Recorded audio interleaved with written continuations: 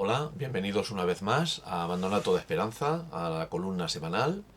Yo soy Fran J. Ortiz y tú no, pero si has llegado hasta aquí, pues imagino que será porque te puede interesar o divertir o tener curiosidad por algo de lo que te pueda contar. La semana pasada no hubo columna por cuestiones laborales y estaba un poco liado y fue un poco imposible hacerla. Y esta semana sí hay columna, por eso hay vídeo, pero va a ser un vídeo muy breve. Además son solo dos libros los que os quiero comentar. Luego si queréis más información, pues podéis leer la columna y que enlazaré aquí abajo y ahí tenéis más información sobre la misma. Lo que tienen en común estos dos libros es que ambos son libros de no ficción y que están centrados en Italia. En Italia, como cuento en la columna, es un país que yo no he visitado, no he estado en Italia, por lo tanto no he estado en Roma. Y es una ciudad y un país que me encantaría visitar. Probablemente es mi destino número uno de todos los lugares, que son muchos, en los que no he estado. Eh, ¿Por qué? Pues sobre todo por su arte en general y en particular por el cine. El cine italiano en los años 40 y 50 era el mejor cine del mundo, al margen de los grandes estudios de Hollywood, obviamente. Contó con el movimiento del neorrealismo, contó con grandes realizadores, Fellini, Visconti, De Sica, Rossellini, Pasolini. Podríamos estar citando nombres y nombres durante mucho tiempo.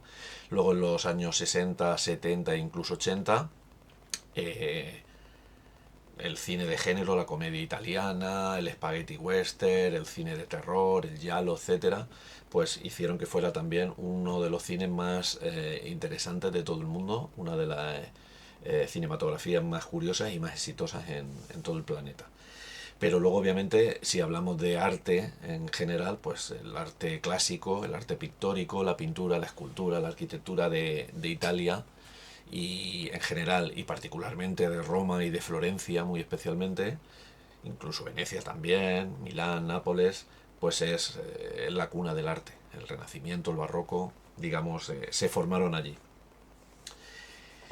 De eso trata precisamente el primer libro de hoy, que como podéis ver es este tochal, ¿vale? Si estáis pensando ya en la campaña navideña y en libros para regalar, pues si conocéis algún amante del arte o de Italia, pues esto es un libro estupendo. Se titula El arte de viajar, Italia. En el título, en la cubierta no aparece el título, pero bueno, eh, digamos que en su interior sí, y cuando compras el libro plastificado, pues viene con una cosita aquí para que sepas pues cómo se titula, ¿vale? El arte de viajar, Italia, ¿vale? Pero luego se lo quitas y se queda la cubierta así, con relieve y sin nada. El autor de los textos es Nick Trent, que es un periodista y un historiador de arte, por lo visto bastante prestigioso, pero la responsabilidad del libro no es solo suya, porque luego están los fotógrafos que han hecho las fotografías, los autores de las ilustraciones, que hay ilustraciones realizadas ex profeso. En cuanto al contenido, uno puede verlo como una especie de guía de lujo de Italia, pero se centra en el arte. Dice el arte de viajar a Italia. Su título es Tras las huellas de los grandes artistas. Aquí se recogen en 12 capítulos 21 artistas y 23 obras, recogidos, ya digo, en fotografías y en reproducciones de altísima calidad. Para que os hagáis una idea, bueno, estos son las ilustraciones originales que lleva el libro, para que veáis un poco cómo es el texto cuando hay texto, porque ya digo, es un libro eminentemente fotográfico, pero bueno, aquí os podéis ir haciendo una idea.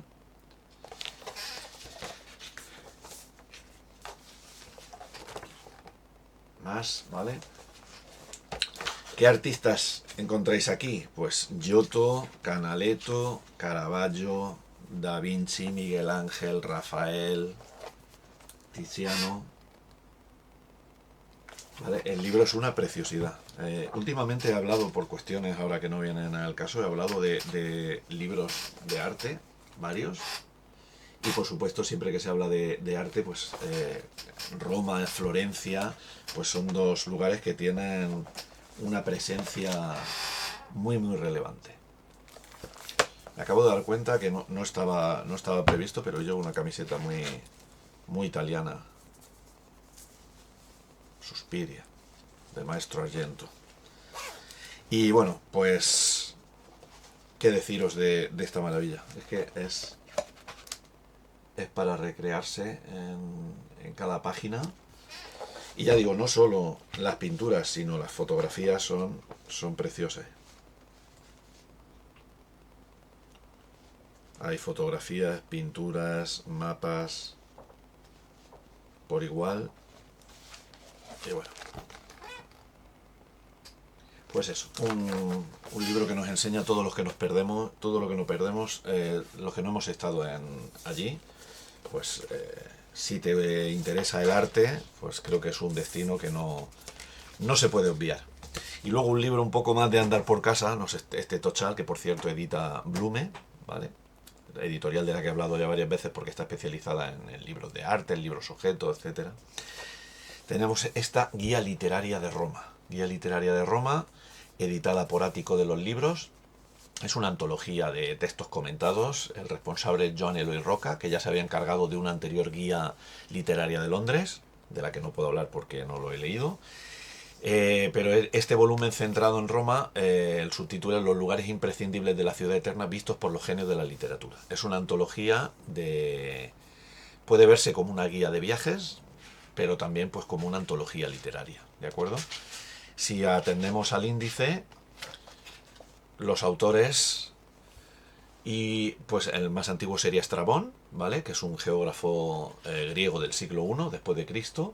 Pero luego vienen pues Montaigne, el maestro del ensayo, Goethe, el autor de Viaje a Italia, bueno, el autor de Fausto, una obra por cierto de la que hablaremos en breve en este canal por otros motivos. Pero que aquí está recogido pues gracias a su viaje a Italia. Obviamente no podía fallar Stendhal, que da título a la columna, que dio nombre también al síndrome que experimentó cuando visitó Roma y Florencia. Está Chateaubriand, el autor de Memorias de Ultratumba. Ahí están los románticos, está Percy Shelley, está Henry James, Rilke, Herman Melville, el autor de Moby Dick, Charles Dickens, James Fenimore Cooper, el autor del Último Mohicano.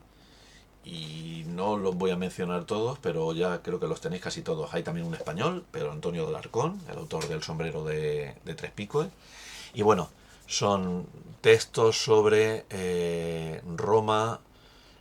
También habla de otras ciudades italianas, pero se centra obviamente en Roma y de cómo la ciudad fue vista por estos literatos cuando la visitaron. Se acompaña de algunos grabados en blanco y negro.